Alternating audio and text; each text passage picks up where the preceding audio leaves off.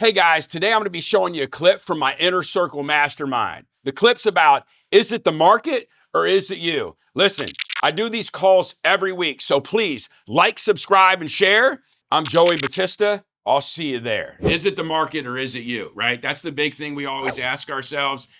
What do we have to do? How does it work, right? And here's the big thing we're going to get through and we're going to dissect today. I'm going to give you an exact actionable step so you know how to go in and how to identify this, because a lot of times people are leaving it up to a gut shot and or they're ambitious in the business, right? You go in and you're like, hey, I know I want to do this. I want to do another $1 million. I want to do another $10 million. Well, there's a time to push and deploy capital and resources and training and coaching and ads.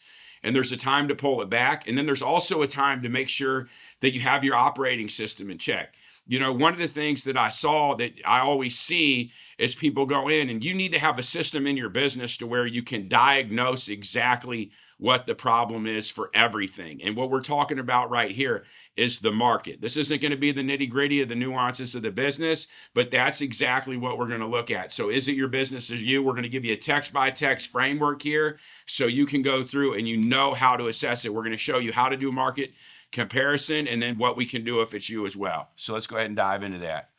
Understanding benchmarking, right? You guys see it in there. I'm going to let you look at the slide, but you have to know what benchmarking is, right? Benchmarking is basically going out. There's the different types of benchmarking, right? You have obviously competitive, functional, industry, right? What do you have in your market conditions? So the thing is, you can benchmark against your peers, you can benchmark within your industry, right? And then you go to whatever events or whatever the case may be. But here's the thing. What's important is you're assessing the market capabilities. What has somebody else done, right? What's the capabilities that are achievable within this marketplace? If you want to go into $100 million in sales and nobody's ever broke 10 million in the industry that you're in within your marketplace, it may be a little bit harder than if you're doing 2 million and everybody else is doing 10, you know that you're doing something really wrong. So you, in actuality, if you could learn those business pieces that you're doing wrong, you could easily go from 2 to 3 to 4 to 6 to 8 to 10, right? So that's what I want you to do. I really want you to understand, see what it is, and have an idea so you know, right? I want you to have an actionable thing, because usually, remember, if we're doing something wrong in business, there's a lot of classic forecasting and or whatever the case may be, 10% year over year, 20% year over year. I like to reserve the right to ask for big results. We're all high performers. We're not on a school call doing these things or whatever the case may be. We're not doing different things to learn and to grow if we don't want to be top performers. So the question is where are you going to be at in it? Are you going to produce 20% year? Are you looking to benchmark 20% year over year, or is something really wrong in your business to where you're like, hey, you know what? If I could fix one of these different things in my operating system, my sales, my marketing, maybe you have some logistical things that aren't working. Maybe you have some inventory management issues. Maybe you have a massive problem wrong in your conversion cycle somewhere. And if you can identify it, you can do well with it. So benchmarking steps, right? You got to identify KPIs. What are you benchmarking, right? You can benchmark whatever you want. You can benchmark colors, profit, volume, whatever, you can benchmark anything you want, right? But what's important is that you establish what they are. And ideally what you're going to want to do is you're going to want to routinely, and a lot of you've heard me say this, you want to go ahead and you want to benchmark, 13-week trend for every major function of the business. If it's sales, if it's marketing, if it's client fulfillment. Guys, I hope that you're loving this video. Listen, if you're wondering how you can get access to these weekly calls, or you want to get closer to us, perhaps some one-on-one coaching, listen, I'm an active 9-figure entrepreneur and I manage a commercial real estate portfolio. Currently, the clients that we're coaching are having amazing results. So if you want to get closer and you want to connect with us, hit the link below.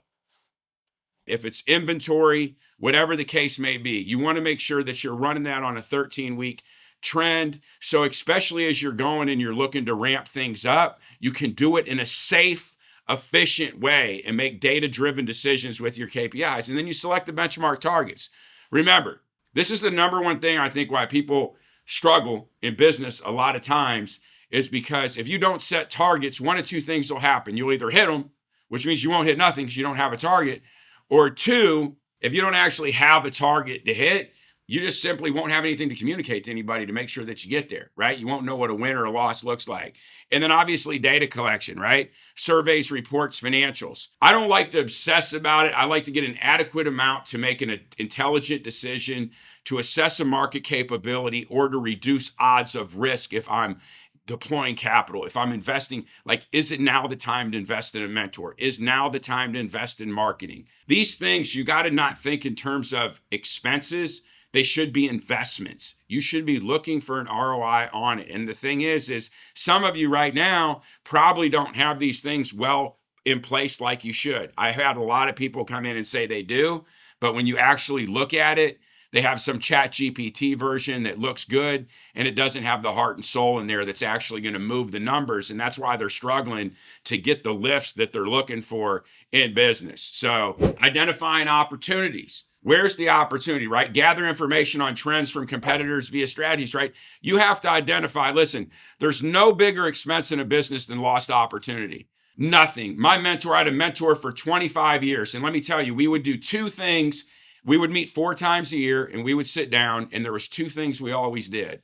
We always did a gross profit analyzer. We would go in and we would say, in order for a net profit analyzer. So we would go in, if your business was on a 5%, 10%, 30%, 40% profit margin, we would always know what it cost us to get it back. That was one of the big things that we would always do. And the biggest thing that he would always do is the lost opportunity. And usually the lost opportunity came because nobody was looking for it. They were so busy being penny wise and dollar dumb that the big opportunities would keep walking out the door. So I'm really fortunate. That's one of the things I want to try to share here with you guys here today. That's really important to me, to make sure that I'm transferring that value to you, or at least the mindset. Some of you won't come along right away, but over the next year, eventually you'll wake up and we'll grow together, and it'll be something we'll be able to do. Recognize the gaps. Now that you've benchmarked the data, find improvement areas and unmet market needs.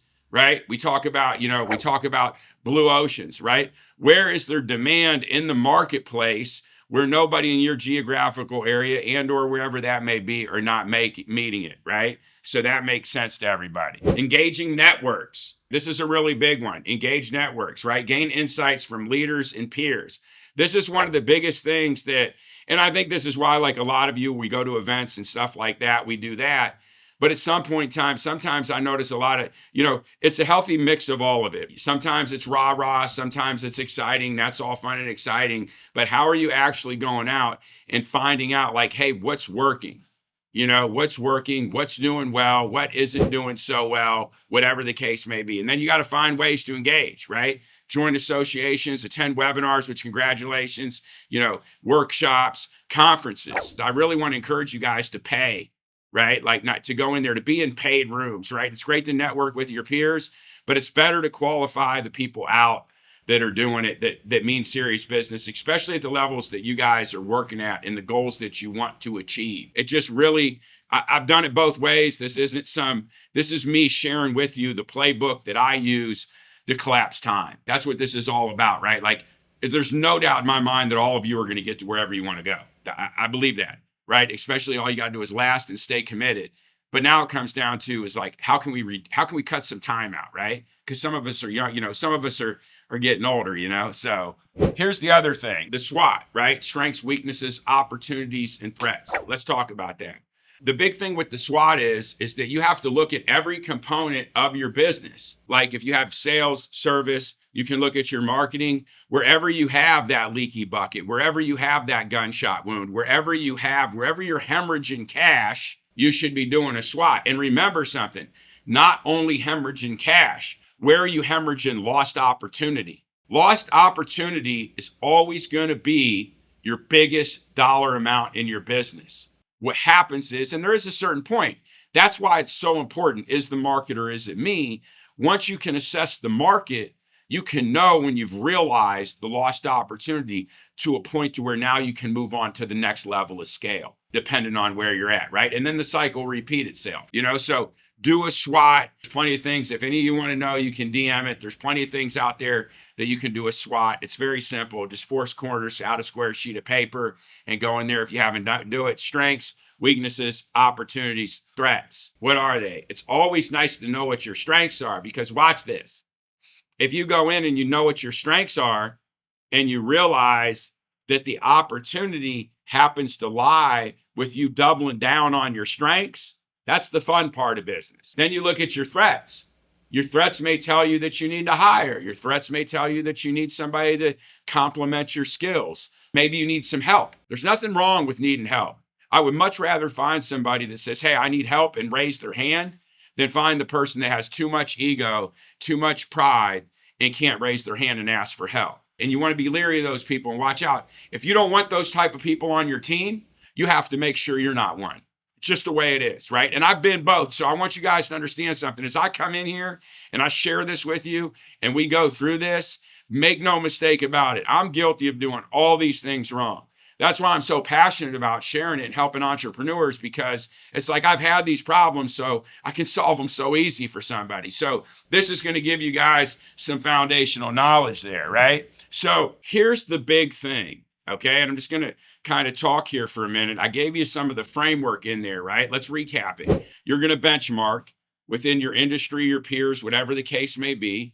You're going to identify where the opportunity lies, right? And you're going to look year over year, right? You're going to say, okay, where was I at last year? So here's the thing. If your business is running efficiently, then you should be able to get through, repeat, referral, retention, organic growth. You should be able to grow 20% by creating efficiencies within the business, within your operating system, better conversions within marketing, better conversions within sales. Just off of that, if you're running lean and mean, you should be growing 20% year over year.